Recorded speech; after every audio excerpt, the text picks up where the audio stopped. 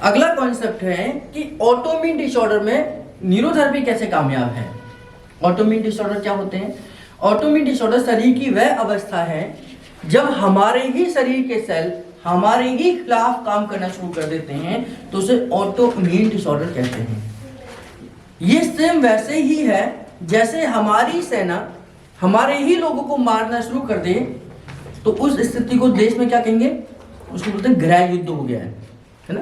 गृह युद्ध का मतलब हमारी सेना हमारे ही लोगों को मारना शुरू कर देती है, तो उसको बोलते हैं देश में गृह युद्ध छिड़ गया। तो गृह युद्ध छिड़ने का और ऑटोइम्यून डिसऑर्डर का सेम कंडीशन है। हमारी इम्यूनिटी जो हमारे लिए काम करती है, जो हमें बीमारियों से बचाती है, जिसको हम इम्यूनिटी पावर कहते हैं।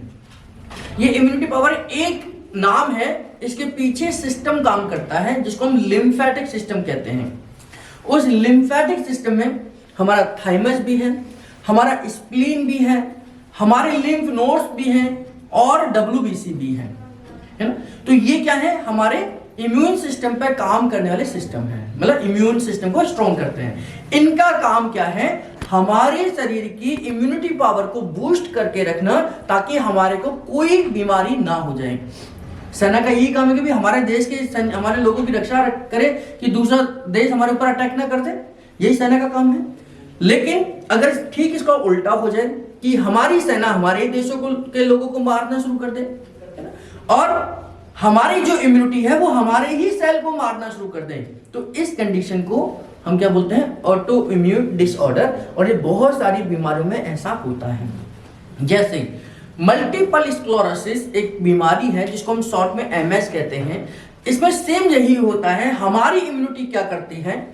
जो हमारी माइलिन शीथ है, यानी कि नर्व की कवरिंग है, जिससे मैंने यहां टच किया तो ये मैसेज ऐसे जाता है ना। ये मैसेज इधर ना चला जाए, इधर ना चला जाए, तो उसके ऊपर एक लेयर चढ़ी हुई है अंदर, उस न्यूरो के ऊपर, उस न्यूरॉन के ऊपर। जैसे ये न्यूरॉन है, इस न्यूरॉन के ऊपर एक कवरिंग चढ़ी हुई है कि जो मैसेज यहां से चले, यहां से मैसेज चले तो कहां पहुंचे? यहां तक पहुंचे, है ना, यहां तक पहुंचे। तो इसके ऊपर एक लेयर है। अगर ये लेयर नहीं होगी तो ये मैसेज ऐसे चला जाएगा, ऐसे भी चला जाएगा। तो इसको एक लेयर चढ़ा दी है इस न्यूरॉन के ऊपर। तो इस न्यूरॉन की लेयर को हम बोलते हैं माइलिन शीथ, है ना। ये माइलिन शीथ क्या करती है कि एक मैसेज एक ही डायरेक्शन में जाए, ये काम करती है। लेकिन हमारी जो इम्यूनिटी है वो क्या करती है? इसके ऊपर अटैक कर देती है और इसको ऐसे ऐसे ऐसे खाना शुरू कर देती है। अब ये खाना शुरू कर देती है, मैसेज यहां से चला, हो सकता है यहां से पास आउट हो जाए, यहां से हो जाए, वहां से हो जाए। तो ऐसी कंडीशन में जो मैसेज ब्रेन तक पहुंचना चाहिए वो नहीं पहुंचता है, और इस कंडीशन को हम बोलते हैं ऑटो इम्यून डिसऑर्डर। यानी कि अब क्या था? देखिए, बीमारी बाहर से नहीं आई, शरीर के अंदर है, शरीर के ही ऑर्गन को डिस्ट्रॉय कर रही है। हमारी इम्यूनिटी खा रही है इस लेयर को। तो इस लेयर को जब इम्यूनिटी खाती है तो इसको हम बोलते हैं हमारी ऑटोइम्यून डिसऑर्डर, जिसका मल्टीपल स्क्लेरोसिस एक बहुत अच्छा उदाहरण है। इसका वैसे डायबिटीज में भी ऐसा ही होता है, ऐसे अस्थमा में भी होता है, ऑस्टियोपोरोसिस में भी होता है, इंटरस्टिशियल लंग डिजीज में भी ऐसा ही होता है। ऐसे बहुत सारी बीमारियां हैं। आप गूगल अंकल से पूछेंगे तो आप उसमें डालेंगे कि लिस्ट ऑफ ऑटोइम्यून डिसऑर्डर, जितने भी बीमारियों के नाम आ रहे हैं, यानी कि वो सब बीमारियां ऐसी हैं जो हमारी ही कमी की वजह से आ रही हैं। यानी कहीं ना कहीं उन बीमारियों में हमारा सिस्टम हमारे खिलाफ काम कर रहा है ना, हमारे सिस्टम हमारे खिलाफ काम कर रहे हैं। तो ये हो गई हमारी ऑटोइम्यून डिसऑर्डर की कंडीशन, जो मैंने ये बताया। अब इस कंडीशन में क्या है? हमारी इम्यूनिटी हमारे खिलाफ काम कर रही है। तो अब हम पुलिस से, अब उस सैनिक से तो नहीं कहेंगे भैया हमारे को मत मारो। तो उस समय पर क्या है? ये थाइमस एक उदाहरण लिया है, थाइमस है, स्प्लीन है, लिम्फ नोड्स है, ये सब ये क्या कर रहे हैं? हमारे शरीर को नुकसान पहुंचा रहे हैं। अब ये शरीर का ऑर्गन है, इनको तो निकाल के फेंक नहीं सकते, है ना। तो उस समय पर हम क्या, जब गृह युद्ध लगता है, देश में गृह युद्ध है, तो उस समय पर हम क्या करते हैं? प्रेसिडेंशियल रूल लागू हो जाता है, जिसको हम राष्ट्रपति शासन कहते हैं, है ना। उस समय प्रधानमंत्री, गृह मंत्री, रक्षा मंत्री सब खत्म। अब कौन ऑर्डर करता है? केवल राष्ट्रपति का शासन चलता है। अब प्रधानमंत्री की वैल्यू 0, रक्षा मंत्री की वैल्यू 0, सबकी 0 हो जाती है। और उस समय पर पूरे देश में एक ही राज करता है, वो हमारा राष्ट्रपति, है ना। तो उस कंडीशन में क्या हो गया कि उसको बोलते हैं हम राष्ट्रपति शासन लागू हो गया।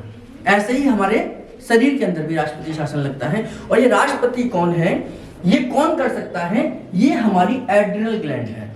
एड्रिनल ग्लैंड के बारे में हम जब पढ़ेंगे तो ये बहुत स्ट्रॉन्ग ग्लैंड है, बहुत स्ट्रॉन्ग ग्लैंड है। अगर ये खराब हो जाए तो आदमी पागल भी हो सकता है, और ये अच्छा काम करे तो आदमी को सम्राट भी बना सकती है, यानी कि रंक भी बना सकती है, राजा भी बना सकती है। ये हमारे एड्रिनल ग्लैंड की ताकत है। इसकी कहानी मैंने आपको सुनाई थी जब रामायण न्यूरोथेरेपी पे बात कर रहा था, मैं इस ग्लैंड की ही कहानी सुनाई थी। तो इस ग्लैंड के बहुत स्ट्रॉन्ग है और ये उस समय पर एक्टिव होती है। ये छोटे मोटे लोगों का तो कहना ही नहीं मानेगी। सेना उस समय पर प्रधानमंत्री का कहना नहीं मानती, इसी को राष्ट्रपति शासन कहते हैं। वो गृह मंत्री कुछ कह ले, रक्षा मंत्री कुछ कह ले, कुछ और कोई कुछ कह ले, किसी का कहना नहीं मानेगी उस समय पर सेना। वो केवल एक ही ऑर्डर को फॉलो करेगी, राष्ट्रपति जो है ना। तो ऐसे समय पर, उस समय पर हमारी एड्रिनल ग्लैंड ही इन सबको शांत कर सकती है, क्योंकि एड्रिनल ग्लैंड क्या करती है, स्टेरॉइड बनाती है, नेचुरल स्टेरॉइड्स बनाती है। क्या बनाती है, नेचुरल स्टेरॉइड्स बनाती है, नेचुरल स्टेरॉइड्स बनाती है। अब ये जो पेशेंट है, मान लीजिए कोई बीमारी है किसी पेशेंट को, हम पेशेंट की बात करें, क्यों हूं उसकी बात करें, कोई पेशेंट हमारे पास आता है जिसको हमने लिस्ट में देखा था, गूगल अंकल से पूछा था कि हमारे को ऑटोइम्यून डिसऑर्डर की लिस्ट दे दो, कौन कौन सी बीमारियां हैं। हमने देखा इस लिस्ट में जो बीमारियां बता रहे हैं गूगल अंकल, उस पेशेंट, वो पेशेंट तो मेरे सामने बैठा है ना। कोई पेशेंट आपके सामने बैठा है, एमएस का पेशेंट है, आप कहीं घर पे गए किसी के पेशेंट को देखा तो तुम एमएस का पेशेंट है, तो एमएस का पेशेंट तो आपके रिकॉल होगा कि ये तो ऑटोइम्यून डिसऑर्डर का पेशेंट है। तो ऑटोइम्यून डिसऑर्डर में अगर वो पेशेंट आपके पास नहीं आता, डॉक्टर के पास जाता, तो क्या करता डॉक्टर के पास उसमें इतना वो नहीं है सिस्टमेटिकली हम किसी ऑर्गन को करें, फिर वो ऑर्गन किसी और को करे, फिर किसी और को करे। वहां पर वो आर्टिफिशियल स्टेरॉइड देते हैं ऐसे पेशेंट्स को। ऐसे पेशेंट को स्थिति को देखते हुए कि अभी पूरे देश में गृह युद्ध हो गया, ये किसी एक हिस्से में है, जम्मू कश्मीर में है या नीचे हमारे तमिलनाडु में है, वो थोड़ा बहुत एरिया में इफेक्ट है, तो थोड़ा बहुत जब इफेक्ट है तो थोड़े थोड़े स्टेरॉइड देता है।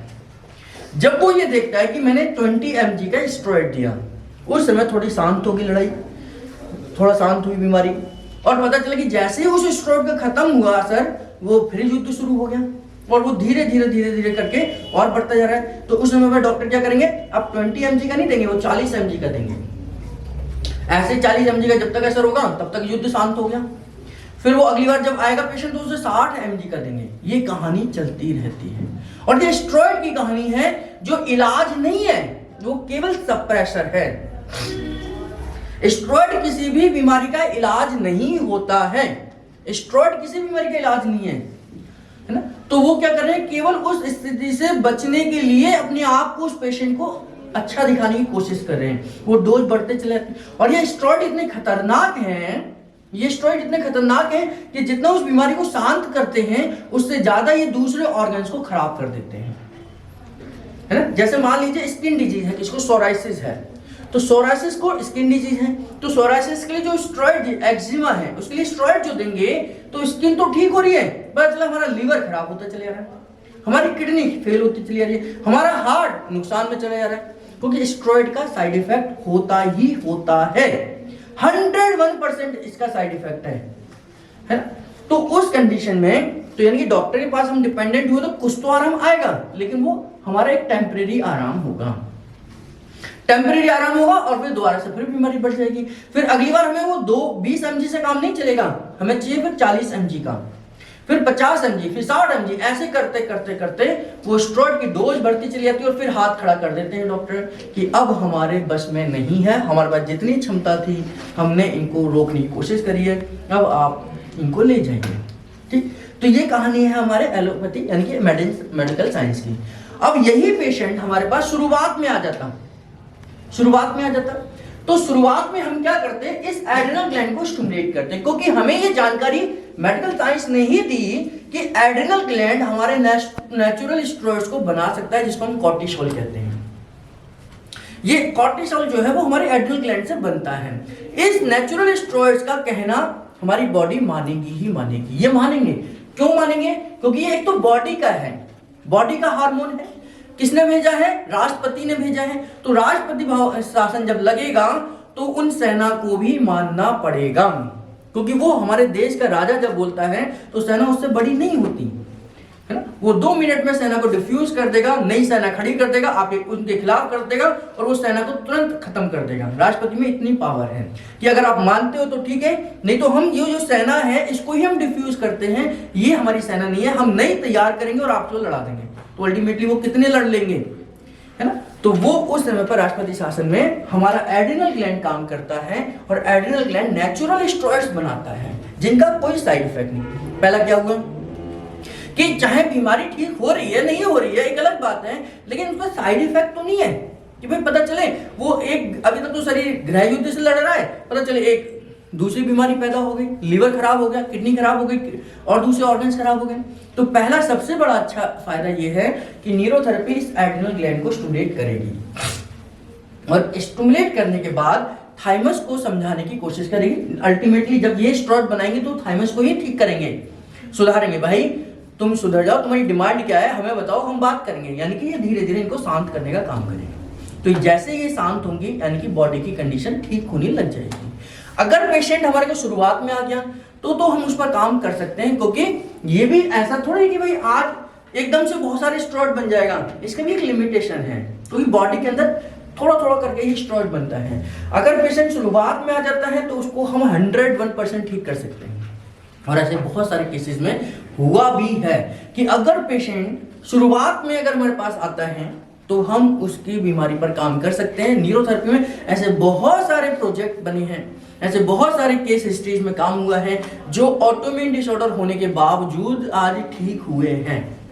अब वो पेशेंट आता है 50% में कि युद्ध बहुत ज्यादा फैल गया है, तो उस समय पर वही कि 50-50 है, हो भी सकता है नहीं भी हो सकता है, और 90% गड़बड़ होने पर तो कोई ठीक कर ही नहीं सकता है। केवल हम क्या कर सकते हैं, उसकी स्थिति को थोड़ा बहुत सुधार सकते हैं। जैसे मैंने कहा कि जहां वो उसके पास 1 महीने का लाइफ पीरियड है, हम उसको 2 महीने 3 महीने तक खींच के लेके जा सकते हैं। तो ये न्यूरोथेरेपी का कॉन्सेप्ट है कि हम बॉडी के अंदर एड्रिनल ग्लैंड को स्टिमुलेट कर नेचुरल स्टेरॉइड्स को बनाते हैं जो कि बॉडी के अंदर ऑटोइम्यून डिसऑर्डर्स की कंडीशन में उसको काम आती है और उसको शांत करने का प्रयास करती है। तो हम डायबिटीज में ट्रीटमेंट देते हैं, हम हर बीमारी में देते हैं। अब कितना उसकी कंडीशन है ये बात अलग है, हम अपनी कोशिश तो करेंगे ही करेंगे। तो इस तरीके से न्यूरोथेरेपी ऑटोइम्यून डिसऑर्डर्स पर काम करती है और एड्रिनल ग्लैंड को स्टिमुलेट कर नेचुरल स्टेरॉइड्स बनाती है जिनका कोई साइड इफेक्ट नहीं होता।